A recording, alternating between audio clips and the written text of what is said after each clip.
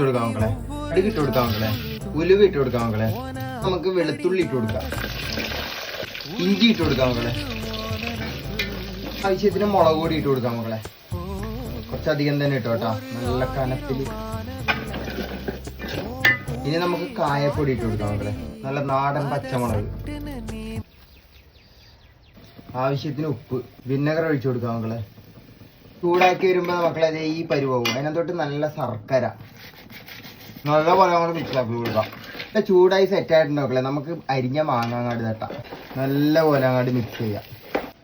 ആവശ്യത്തിന് ശകലം കായപ്പൊടിയും കൂടി, ആവശ്യത്തിന് വിനെഗർ, ആവശ്യത്തിന് കറിവേപ്പില മക്കളെ. ഇങ്ങനെ തിരുമിയിട്ട് അങ്ങോട്ട് ഇട്ടാട്ടെ എൻ്റെ ഫ്ലേവർ.